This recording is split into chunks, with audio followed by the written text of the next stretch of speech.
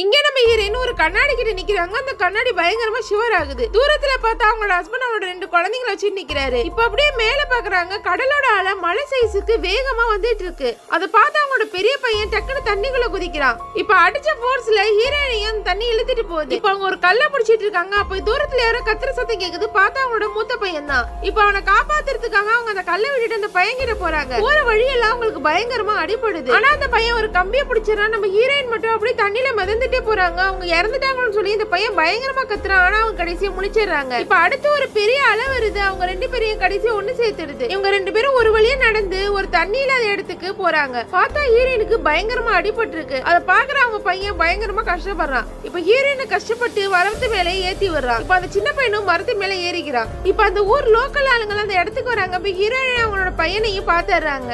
இப்ப ஹாஸ்பிட்டலுக்கு கூட்டி போறாங்க. ஹீரோயினுக்கு ட்ரீட்மெண்ட் பாக்குறாங்க. அந்த பையன் அம்மா உங்களுக்கு என்னாச்சுன்னு சொல்லி பயங்கரமா அழறான். ஒண்ணு இல்ல, நீ பயப்படாம ஸ்ட்ராங்கா இருக்கணும்னு அவனுக்கு அட்வைஸ் பண்றாங்க. இப்ப அதே நேரத்துல அவங்க அப்பாவையும் அந்த 2 சின்ன பசங்களையும் காட்டுறாங்க. அவங்களும் இறந்து போக மாட்டேங்கிறாங்க. அந்த சுனாமில இருந்து தப்பிச்சுதான் இருப்பாங்க. இப்ப அவங்க அம்மா தண்ணி கேக்குறாங்க. அந்த சின்ன பையன் தண்ணி எடுக்க போறான். அப்ப தூரத்துல பார்த்தா அவங்க அப்பா நடந்து போற மாதிரி இருக்கு. இவனு பின்னாடியே ஓடுறான். ஆனா அவர் எங்க போனான்னு தெரியல. இவ கத்தி கூப்பிட்டு இருக்கப்போ அவரோட 2 சின்ன தம்பிங்களும் இவனை பாத்துறானுங்க. ஓடி வந்து இவனை கட்டி பிடிக்கிறானுங்க. இப்ப இவங்க 3 பேரும் கத்துற சவுண்ட் கேட்டு அவங்க அப்பா எங்க இருந்தும் வந்துடுறாரு. இப்ப இவங்க 4 பேரும் கட்டி பிடிச்சிட்டு பயங்கரமா அழறாங்க.